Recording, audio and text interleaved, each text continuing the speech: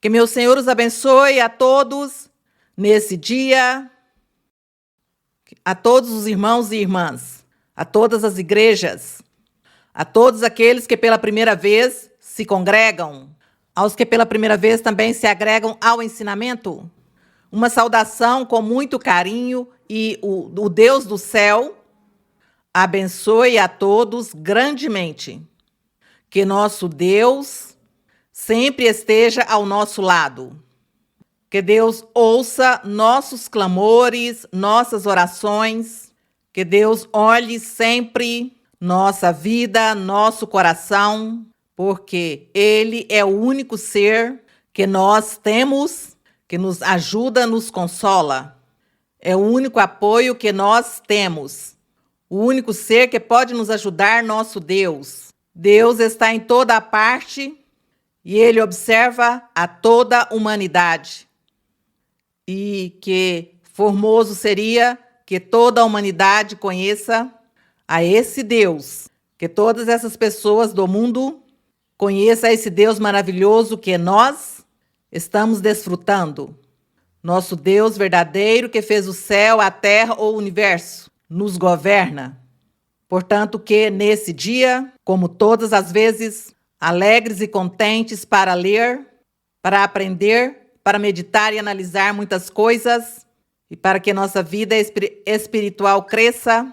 Portanto, que nos dispomos. Podem acomodar-se, sentar-se, cada um de vocês em seus lugares, e abriremos a Bíblia, desejando que todos tenham a sua Bíblia, que todos a leiam, meditem nela, e sabem que Deus gosta muito que as pessoas leiam a Bíblia, dedicam um tempo para ler a Bíblia, para indagar acerca de nosso Deus.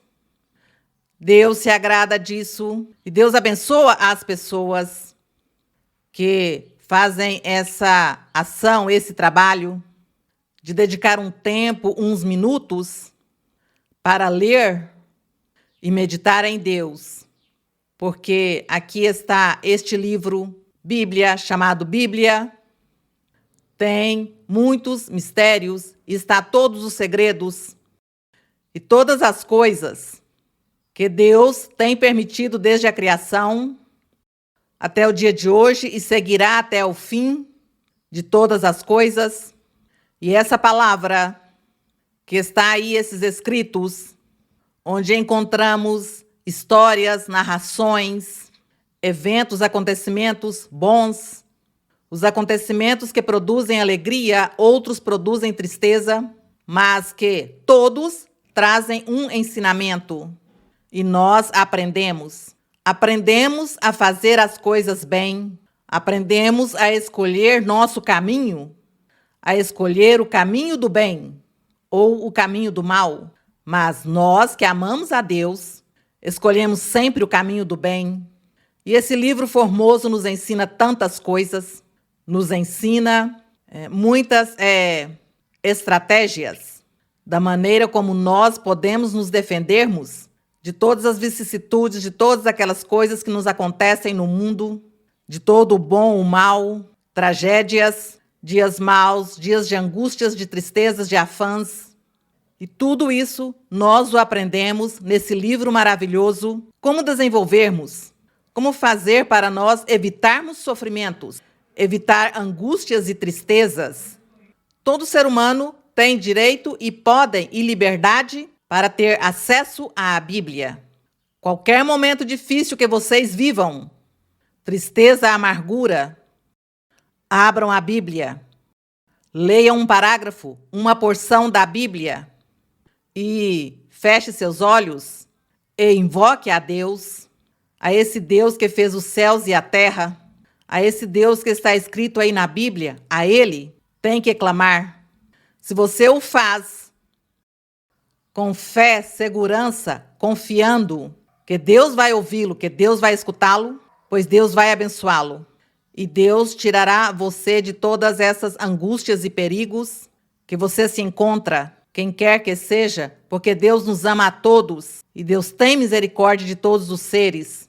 E a qualquer ser no mundo ele o escuta, porque essa é a misericórdia de nosso Deus. Portanto, que a leitura da Bíblia é tão importante. E por isso, hoje, vamos nos regozijar, como sempre, lendo o capítulo 27. Como o capítulo 27 também é longo, tem muitos versos. E que, pois nós, considerando a todas as pessoas, em consideração a todos, principalmente as crianças, temos um limite de tempo para nossos ensinamentos, porque gostaríamos de seguir todo o tempo. Mas, pela prudência, tem um limite de tempo. Então, pelo limite, não dá para ler todo o capítulo. Porque é importante que nós meditemos no que vamos ler hoje, no que nos corresponde, do capítulo 27 de Mateus, do Evangelho de Mateus. E aqui vamos já falar daqueles momentos tristes e angustiantes que viveu nosso Senhor Jesus Cristo, quando já chegava o fim da vida dele como ser humano. Como essa parte humana que ele tinha tomado já chegava ao seu fim.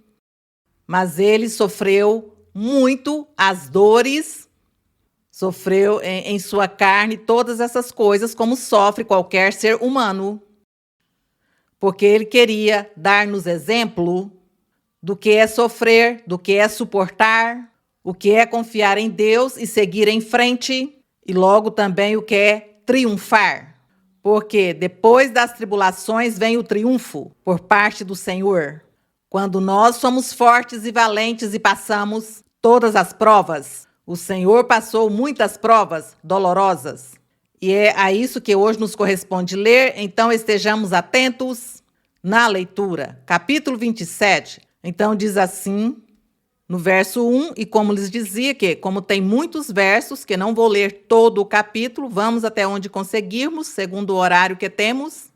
Então já deixemos, se o Senhor nos permita, para o próximo ensinamento continuar.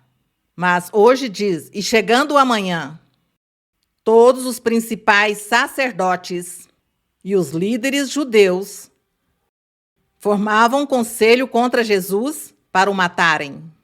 Mas antes de seguir aqui na leitura, recordemos que naquele tempo estava governando o Império Romano. Eles eram os governantes, os que governavam o mundo, pode-se dizer assim. E eles eram os que governavam também, de certa maneira, o povo de Israel. Mas, de todas as maneiras, respeitavam tudo o que concernia a religião da lei de Moisés, digamos assim. E eles, pois, sendo escravos desse governo romano, tinham que submeter-se a esse governo. No entanto, eles procuravam aí, segundo a leitura, segundo a Bíblia, de cumprir com todos os requisitos, com todas as tradições do que Deus tinha ensinado, ainda que não o faziam perfeito. Mas dizia-se que eles tinham que ler a lei de Moisés e cumpri-la. É assim como quando diz que os principais sacerdotes e os líderes, naquela época, os líderes eram como uns juízes. Eles eram como juízes. E os principais sacerdotes, pois eram como os pais, como os pastores, que estavam pastoreando o povo de Israel. Eram os sacerdotes. Por isso é que nós encontramos no profeta Jeremias e Ezequiel e outros profetas, encontramos que o Senhor se indignou contra estes pastores inúteis. E quando ele dizia dos pastores inúteis, referia-se a esses principais sacerdotes e líderes dos judeus que estavam governando mal e estavam dando mau exemplo e mau testemunho e vivendo todos em pecado diante do Senhor. E o Senhor se indignava e por isso foi que o Senhor enviou esse castigo forte da destruição de Jerusalém e também da dispersão de todo o povo de Israel. Portanto, que aqui diz que que os principais sacerdotes e os líderes judeus, formavam um conselho contra Jesus para o matarem. E depois de amarrá-lo, levaram-no e o entregaram a Pôncio Pilatos, o governador, que já esse personagem era que ver com o governo romano. Então Judas, aquele que o traíra, ao ver que era condenado, Judas era um dos 12 apóstolos.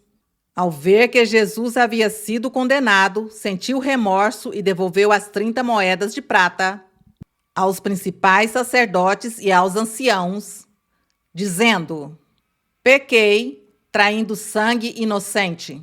Mas eles disseram: que nos importa? Isso é contigo. Então Judas, atirando para o templo as moedas de prata, retirou-se e foi enforcar-se. Disse assim, foi enforcar-se, quer dizer, foi se matar, enfim. Em outras partes da Bíblia diz que se arrebentou. Em outra parte, mas o assunto é que ele se suicidou de uma ou outra forma, porque sua consciência, parece que a consciência dele o incomodava, isso que tinha feito de ter traído o Senhor, tê-lo vendido. E, disto mais adiante, estaremos lendo também acerca desse personagem. E o 5 diz: então Judas, atirando para o templo as moedas de prata, retirou-se e foi enforcar-se, mas os principais sacerdotes recolheram as moedas de prata e disseram: não é lícito deixá-las no cofre das ofertas, porque é preço de sangue. Eles estavam cumprindo com os requisitos da lei de Moisés. E depois de deliberar em conselho, compraram com elas o campo do oleiro para a sepultura dos estrangeiros. Por isso, aquele campo é chamado até o dia de hoje campo de sangue. Então cumpriu-se, diz, aqui no verso 9 diz, então cumpriu-se a profecia, o que foi dito por intermédio do profeta Jeremias. Diz aí que o profeta Jeremias, quando ele profetizou e disse, e tomaram as 30 moedas de prata, o preço em que foi avaliado, segundo avaliaram alguns filhos de Israel. Sinaliza aqui que foi a profecia, seguramente Jeremias profetizou. Mas também o que sim profetizou e está escrito foi Zacarias. E diz no verso 10, e deram-nas pelo campo do oleiro, como me ordenou o Senhor. Mas vamos ler isso em Zacarias, o profeta Zacarias, capítulo 11. Está aqui antes de Mateus. Está Zacarias, está Malaquias e Zacarias. Antes de Mateus, está Zacarias, capítulo 11, que vamos ler a profecia, ou dito pelo profeta, quando profetizou acerca de Judas, o apóstolo do Senhor, que tinha vendido o Senhor, que tinha no traído. E tudo estava profetizado. Os profetas na antiguidade profetizaram acerca de nosso Senhor Jesus Cristo, sua vida, seus feitos e tudo, e sobre a igreja. Portanto, que quando o Senhor Jesus veio, essas profecias começaram a se cumprir na vida do Senhor. Começou a se cumprir tudo o que Deus tinha mostrado a esses profetas, como Isaías, Jeremias, Ezequiel e todos esses profetas, como Joel, Amós, Obadias, todos eles, Zacarias, Malaquias. E se cumpria para que as pessoas não duvidassem. Quando aparecesse o Senhor Jesus para pregar o Evangelho, e com os sinais e os milagres e a manifestação dele, as pessoas não duvidassem que essa era a verdade de Deus, que esse era o Evangelho, que ele era o enviado de Deus, o prometido, que Deus tinha dito que chegaria um rei perfeito e que Deus enviaria um personagem para salvar a humanidade. E para que as pessoas crescem, Deus pôs todos esses sinais, falou pelos profetas na antiguidade, e aqui o Senhor Jesus, nesses acontecimentos, nesses eventos da vida dele, vemos cumprida essa palavra profética. Portanto, que Zacarias 11 No 12 diz: no entanto, aqui no verso 4, fala, tem um subtítulo nessa Bíblia, um subtítulo que diz pastores inúteis. Que o Senhor estava muito indignado com o povo de Israel, principalmente com Jerusalém, que era a cidade que Deus tinha escolhido para ele se manifestar ali com esse templo formoso que fez Salomão. Então, eles não cumpriram. E o Senhor aqui lhes diz, no verso 4, que eu vou ler antes do 11, diz: assim diz o Senhor, meu Deus, apacenta as ovelhas da matança.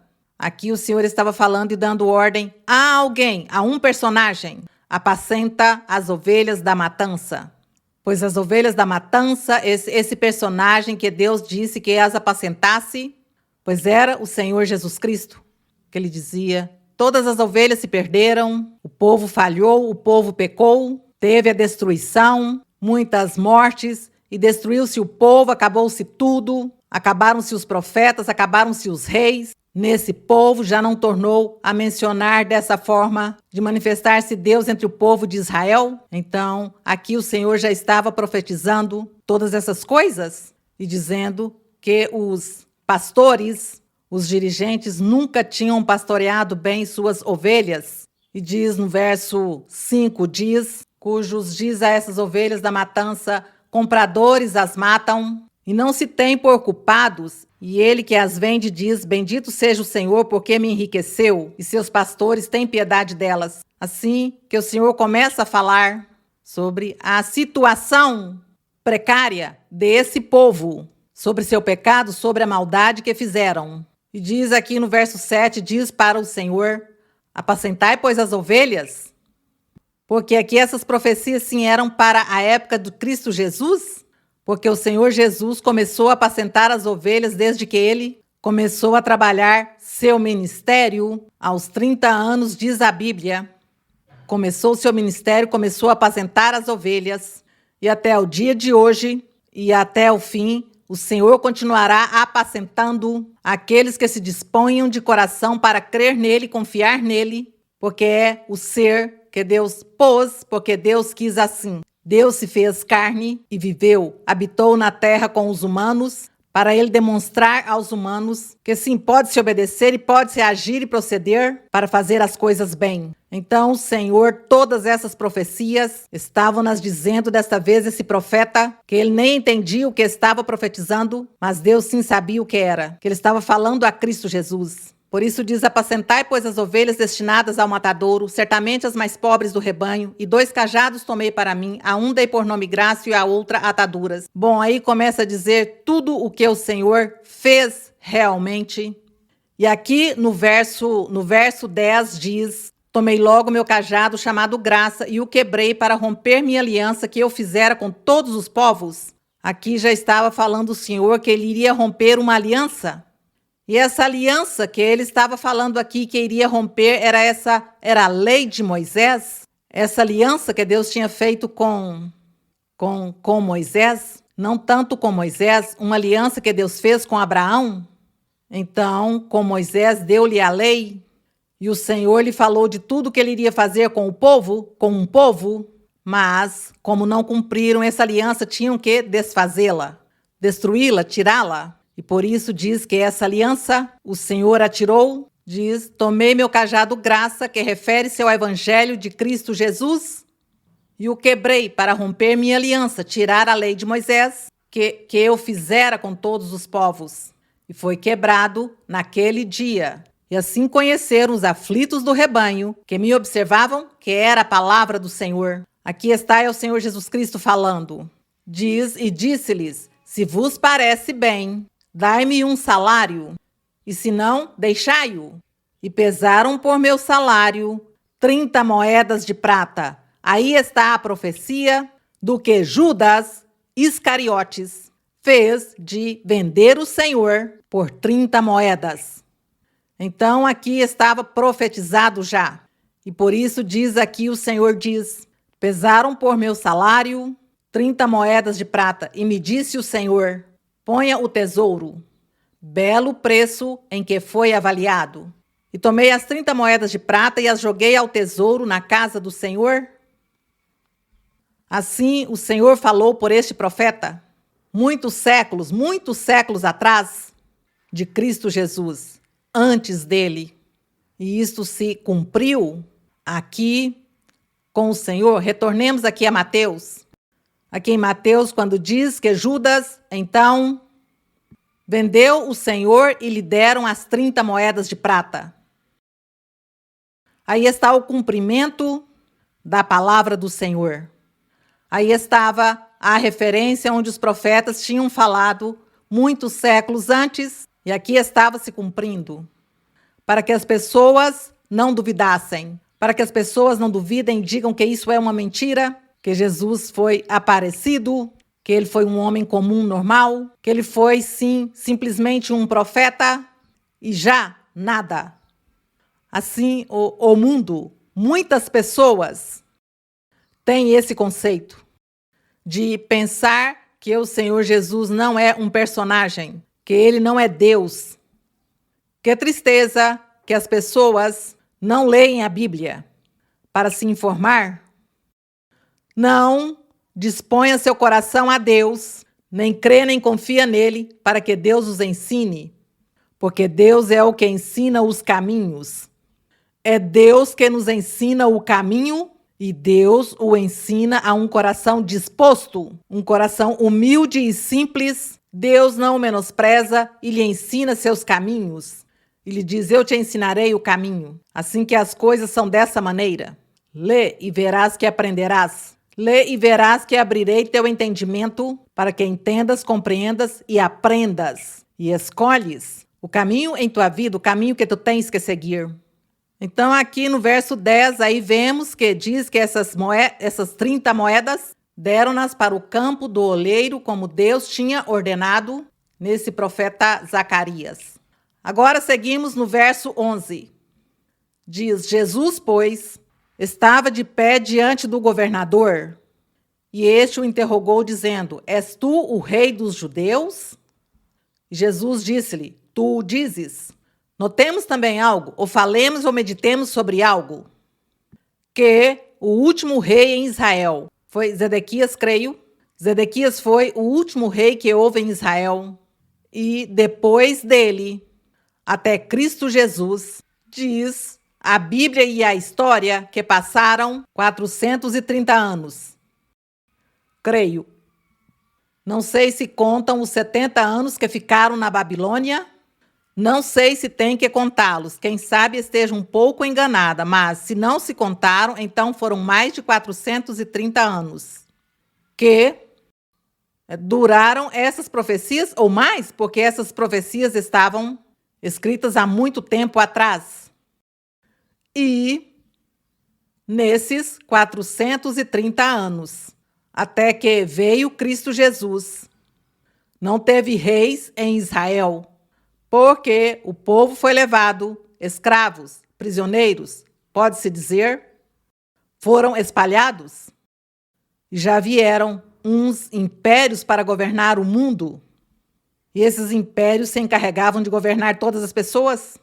Portanto, que não teve mais rei em Israel. E por isso o povo, certamente alguns, pediam a Deus, Senhor, por que não restauras? Restaura-nos. Por que não nos envia um rei que nos governe? Porque temos que estar submetidos a estes governos pagãos estrangeiros? Certamente alguns oraram e pediram isso a Deus durante todos esses anos.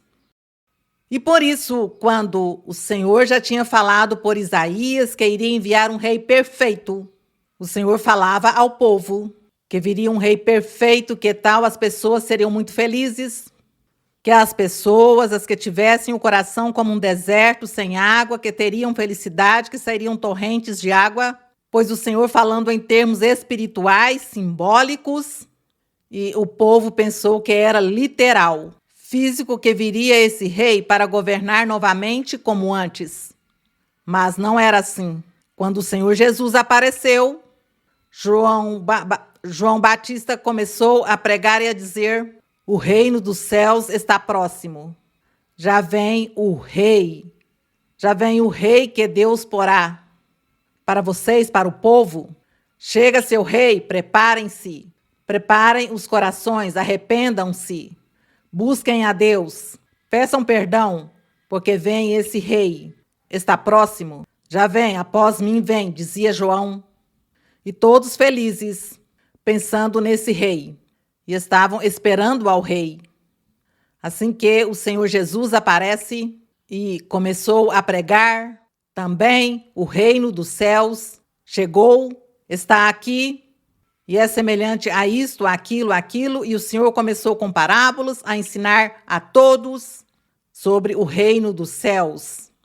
E por isso é que os incrédulos, os rebeldes, os insensatos que não creram nele naquele tempo, zombavam dele e diziam-lhe que era um rei, que ele estava se proclamando rei.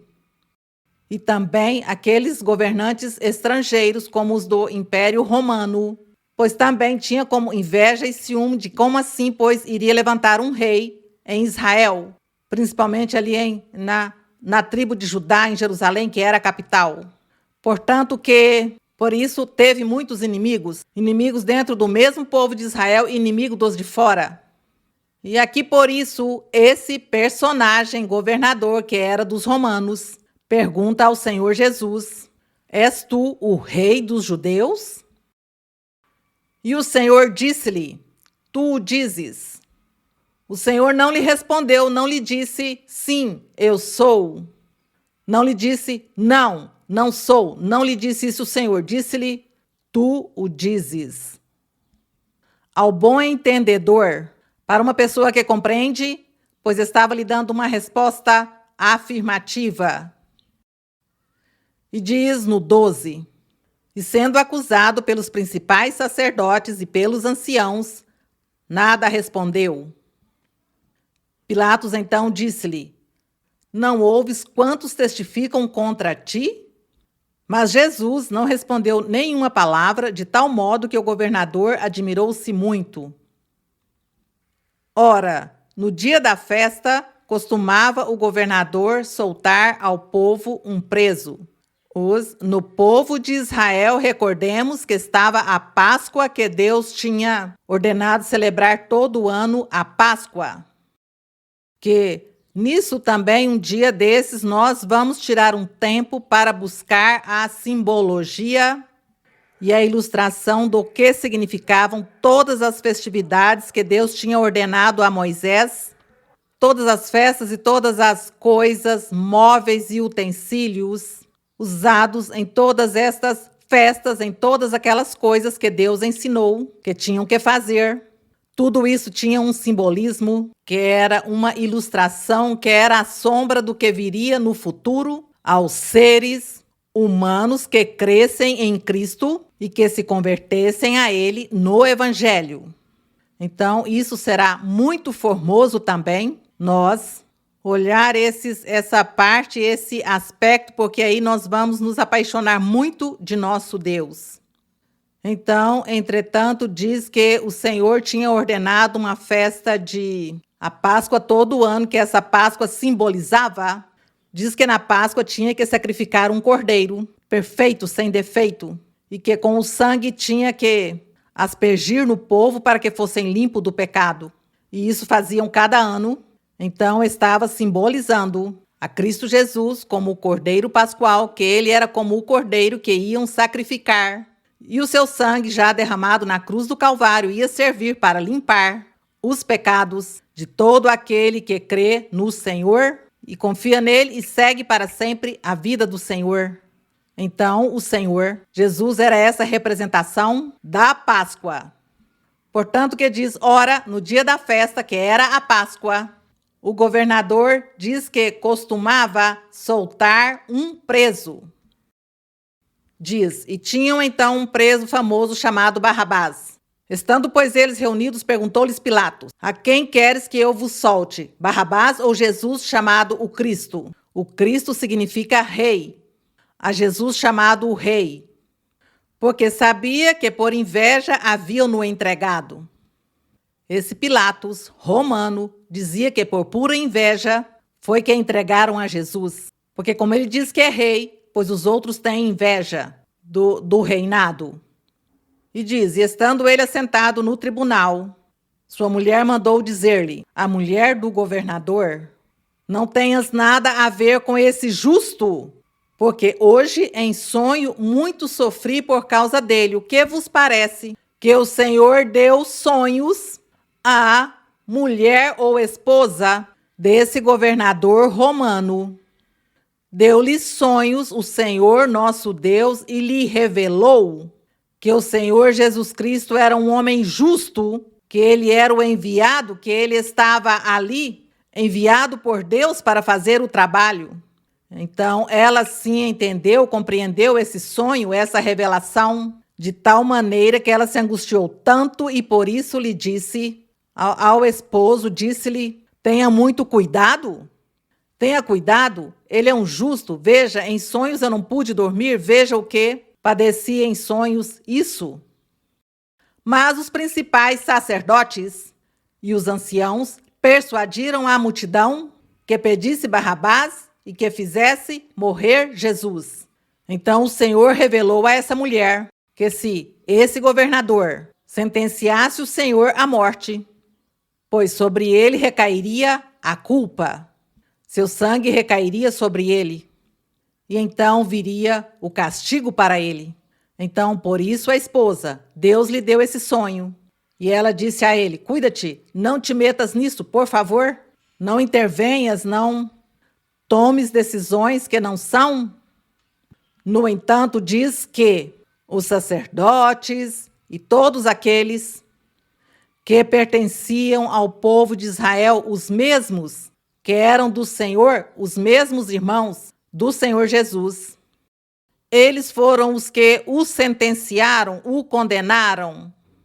E no 21 diz, e respondendo o governador disse-lhes, a qual dos dois quereis que eu vos solte? E eles disseram, Barrabás.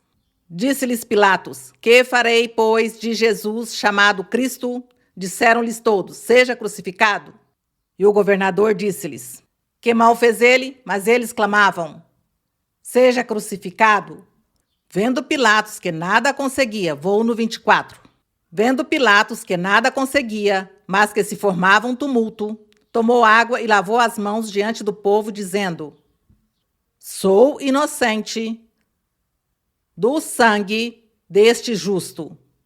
Isso é um mandamento da lei de Moisés.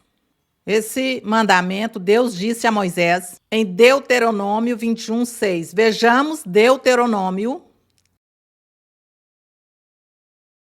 21:6. Para que leiamos de que tudo já estava escrito. Tudo concernente à vida de nosso Senhor Jesus Cristo estava escrito desde a lei de Moisés. E tudo que concerne ao Senhor Jesus Cristo foi falado desde que Deus falou com Abraão e Abraão falou com o sumo sacerdote Melquisedeque, que era o Senhor. Desde ali, o Senhor Jesus começou também a fazer-se evidente em espírito. Fez-se evidente e andou com todo o povo em todo momento, porque ele era Deus. E aqui em Deuteronômio 21, 6, 9, está a lei, na lei, que Deus disse a Moisés, diz, mas aqui para que se entenda melhor, falando o Senhor sobre as diversas leis e sobre a expiação de um assassinato. Diz que se alguém cometesse um assassinato e o autor era desconhecido, então tinha um ritual, tinha que fazer algo para que se fizesse justiça e para que também, pois, as pessoas, os familiares do que morreu assassinado, pois ficasse conforme de que fez justiça. Então o Senhor lhes deu as regras, as normas, como é que teriam que comportar-se. Vou ler rapidamente. Se na terra que o Senhor teu Deus te dá para possuir, Acha-se alguém morto, caído no campo, e não se sabe quem o matou. Então teus anciãos e teus juízes sairão e medirão a distância até as cidades que estiverem ao redor do morto. Os anciãos da cidade mais próxima ao lugar na qual foi achado o morto tomarão das vacas uma bezerra que não tenha trabalhado, que não tenha levado jugo.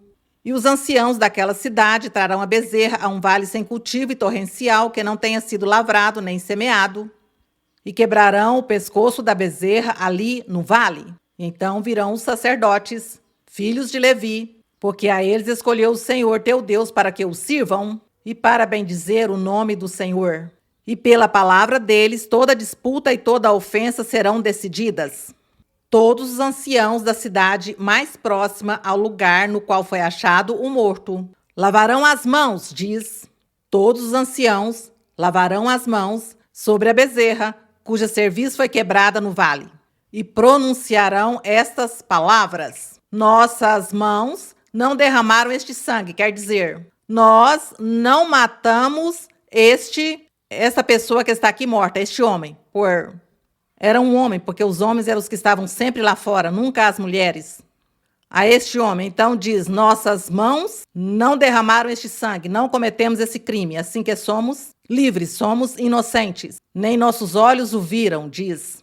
Perdoa teu povo de Israel, o qual redimistes, ó Senhor, e não culpes de sangue inocente teu povo de Israel, e o sangue lhe será perdoado. Quer dizer que não teria um vingador, porque essa pessoa foi ali assassinada, e não se soube quem foi, então não tinha vingador. Portanto, por isso tiveram que fazer isso com a bezerra, para que tivesse como um culpado, que afinal, pois não tinha culpado, e dizem, nós lavamos as mãos e somos inocentes.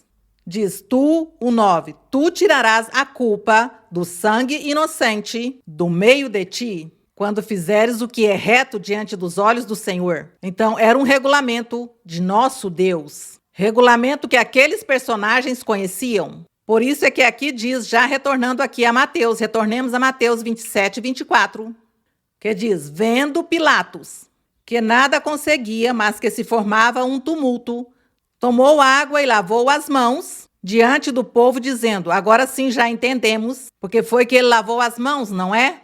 Porque ele queria ser inocente, não queria ser culpado da morte do Senhor Jesus, porque se ele tivesse dito sim, então eu o entrego à morte, é condenado à morte, pois ele seria o culpado e sobre ele iria recair a vingança. Então iria muito mal, e por isso ele não quis julgar ao Senhor, senão que deixou que fosse o povo, que foi quem julgou e condenou ao Senhor. Por isso Pilatos lavou suas mãos, para cumprir com esse ritual, com esse requisito, e por isso ele diz, tomou água e lavou as mãos diante do povo, dizendo, sou inocente do sangue desse justo? Fica o caso convosco, lhes dizia. Fique com seu problema, vocês levem a responsabilidade. Verso 25. E respondendo todo o povo disse, seu sangue caia sobre nós e sobre nossos filhos. Não, pois que maldição que eles mesmos proferiram contra eles? Diz que seu sangue, o do Senhor Jesus, caia sobre nós e sobre nossos filhos, quer dizer, nós e nossos filhos estaremos pagando ao vingador. O vingador virá contra nós e vai nos cobrar o sangue desse homem que é condenado à morte. Não lhes interessou, não lhes importou, disseram, pois, levaremos todas as consequências. Isso foi o que aconteceu. Verso 26. Então soltou-lhes Barrabás e, havendo açoitado Jesus, entregou-o para ser crucificado. Então os soldados do governador levaram Jesus ao pretório e reuniram ao redor dele toda a tropa. Despojando-o das vestes, cobriram-no com um manto escarlate.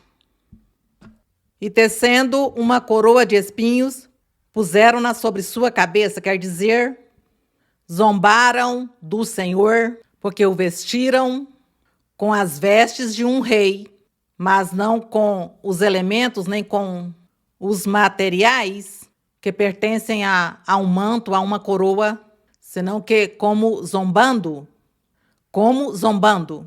fizeram todas essas coisas. Diz que puseram-lhe uma coroa tecida de espinhos, como dizendo: veja o rei, veja a seu rei, veja a coroa que tem, não é de ouro, não é de pedras preciosas, é de espinhos. E uma cana em sua mão direita, que é o cetro que dão aos reis, que os reis têm um cetro. Uma cana em sua mão direita. E ajoelhando-se diante dele, escarneciam-no, dizendo: salve, rei dos judeus. E cuspindo-lhe, tomaram a cana e o golpearam na cabeça. Depois de haverem escarnecido, tiraram-lhe o manto, puseram suas vestes e o levaram para crucificá-lo. Que momentos tão tristes, tão dolorosos, que situação tão difícil que viveu o Senhor por nós, por amor a nós. Como lhes parece isso, o que o Senhor fez por nós? O que ele sofreu e suportou e tolerou? É assim como estes acontecimentos, vou ler aqui até o verso 35 e vamos ler a profecia que há referente a estes momentos difíceis que viveu o Senhor Jesus Cristo. Referente a tudo isso, aí estava a profecia dita pelo profeta, dita por Davi, pelo rei Davi, profetizado por ele. E vamos lê-lo, mas vamos aqui seguir no 32. E quando saíam, encontraram um homem sirineu que se chamava Simão, a quem obrigaram que levasse a cruz.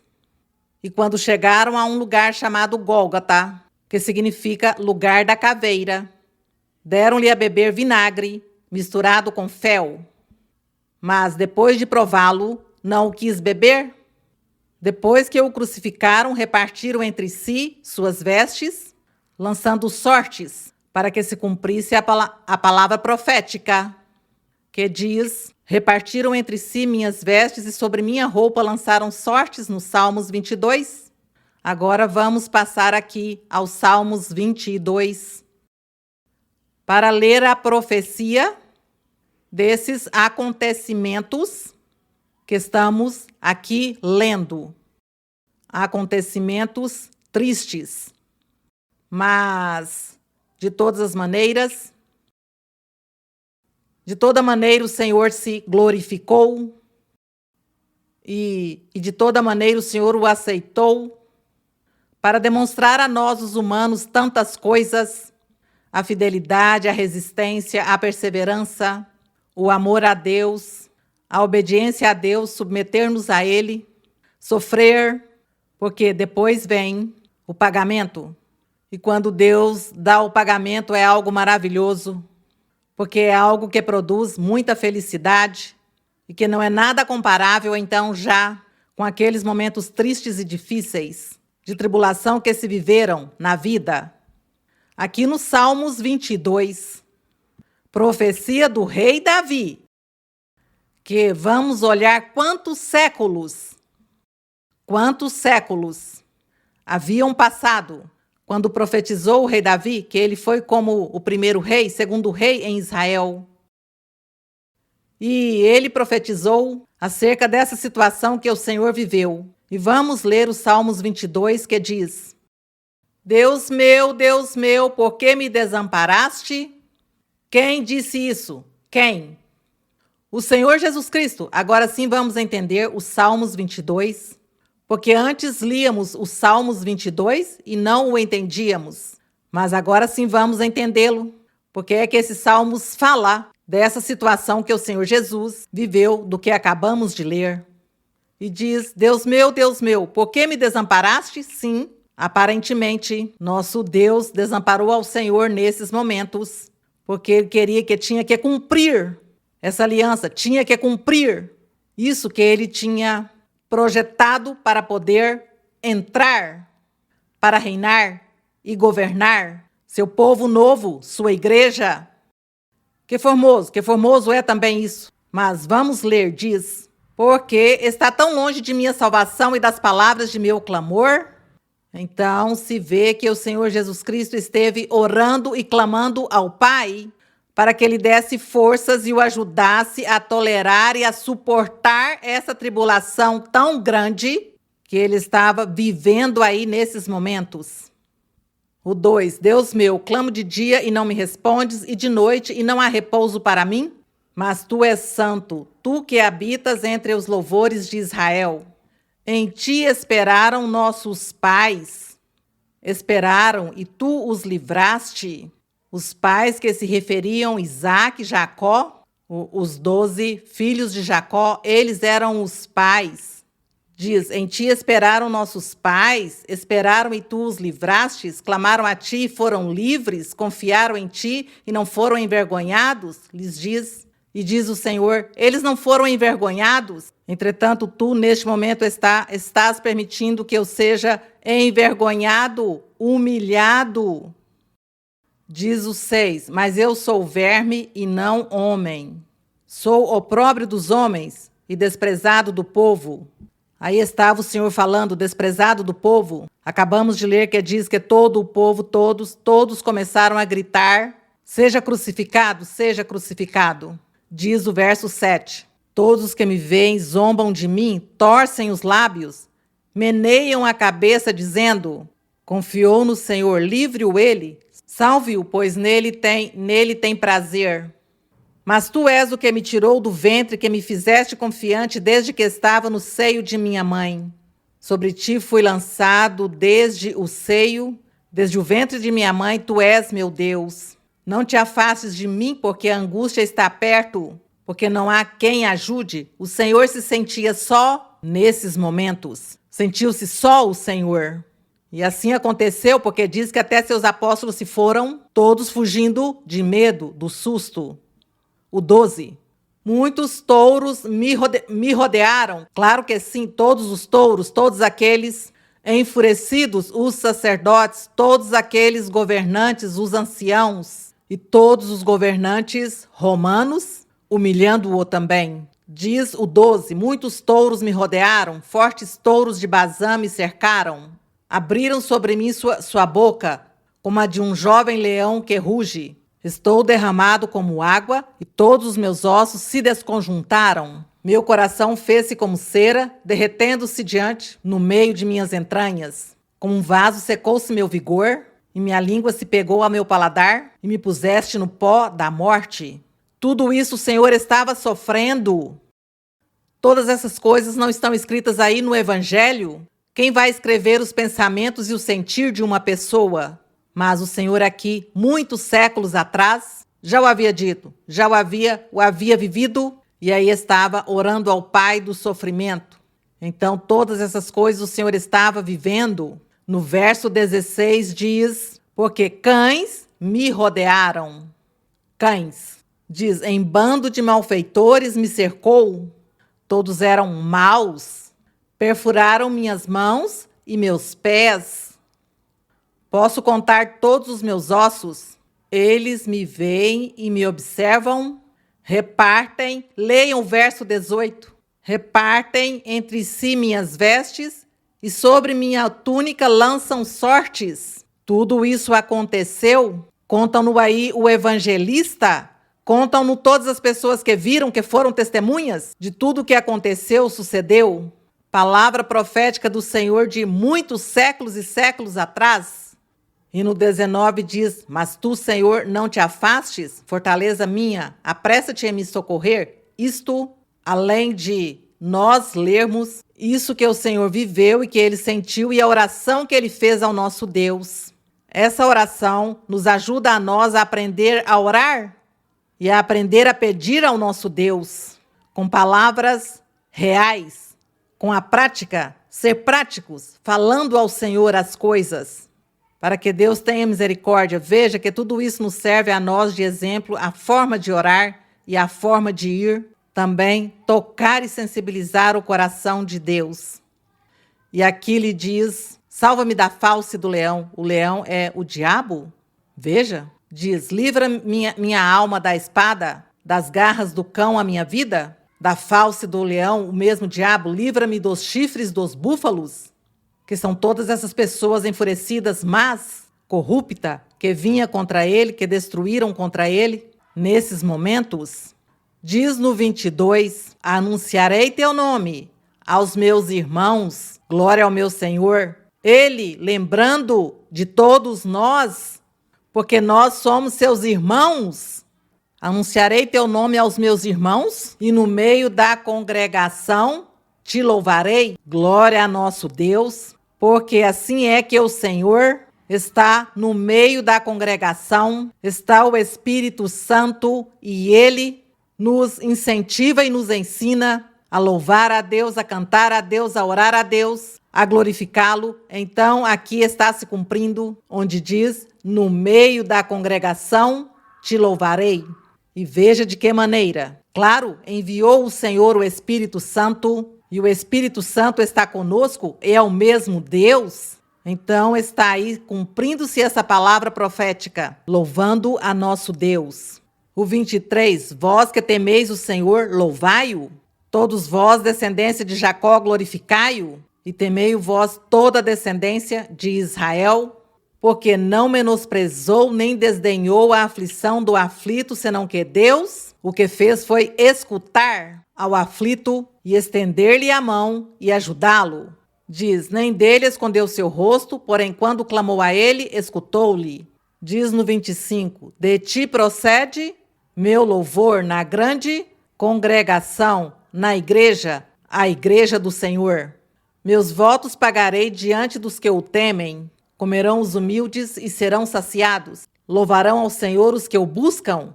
Viverá seu coração para sempre. Lembrar-se-ão e se voltarão ao Senhor todos os confins da terra, e todas as famílias das nações adorarão diante de ti. Claro, porque esta é a igreja do Senhor, que o Senhor Jesus Cristo já ia formou o seu povo, sua igreja. Então aqui já vem o bom de louvar a Deus e glorificá-lo com a ajuda do nosso Senhor. O temos aí todos os dias de nossa vida conosco e Ele nos ajuda a buscar a Deus, louvá-lo, glorificá-lo, porque assim Deus o merece.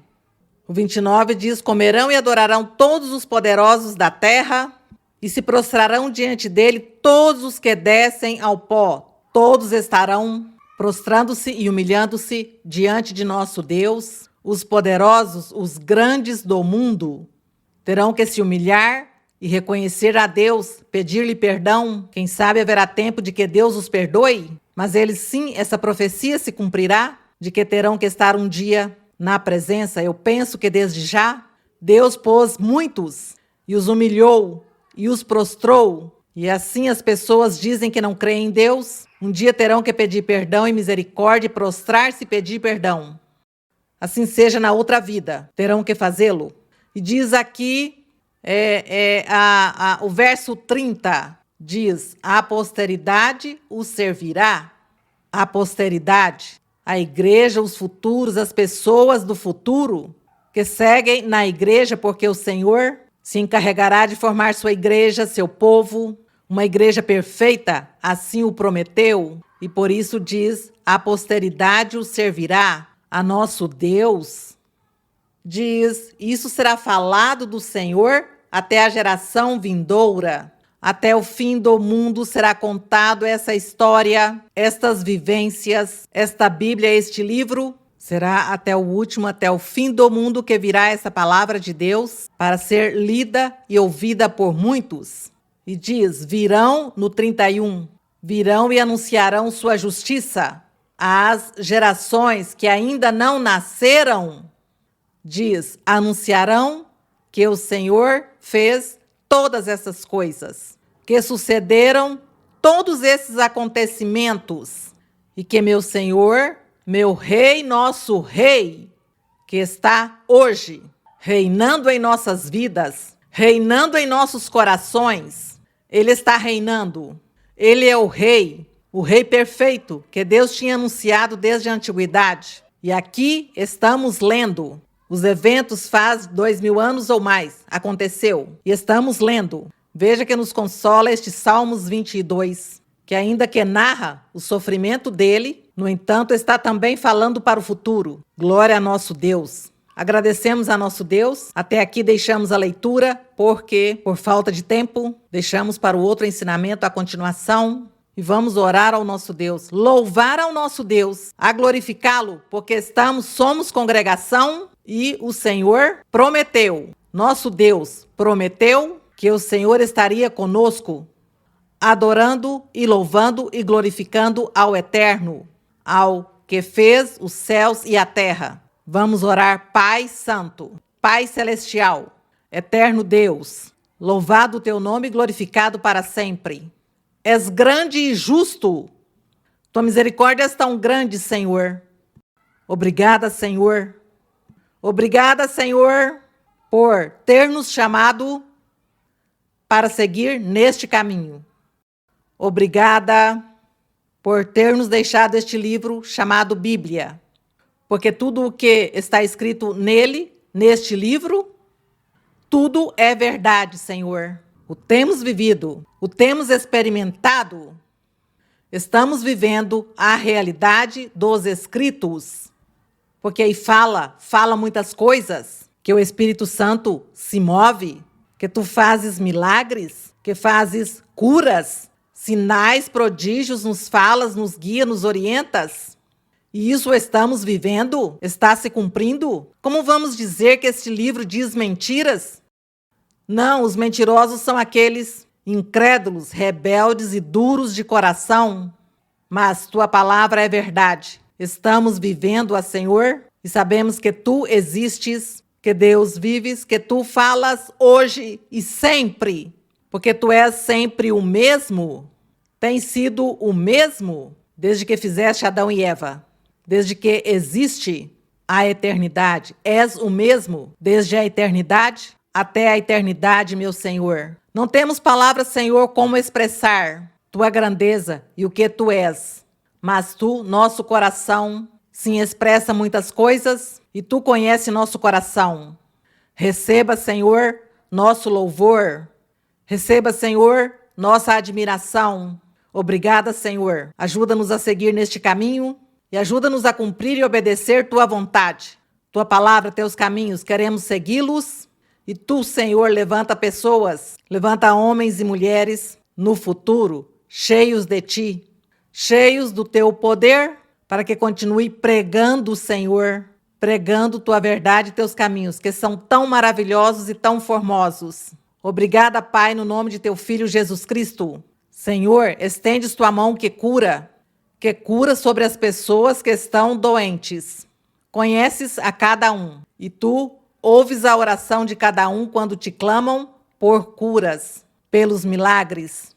Senhor, tem muitas pessoas que quando nos veem nestes momentos, oram e pedem a ti cura para seus corpos, que tu tires as doenças, Senhor, as bruxarias, as feitiçarias, as maldições. E tu, Senhor, libertes e limpas e cure e abençoa, porque és amor, és misericórdia, és a verdade, és o caminho que leva à vida eterna. Obrigada, Pai Santo. Abençoa a cada um. Limpa, liberta, meu Pai.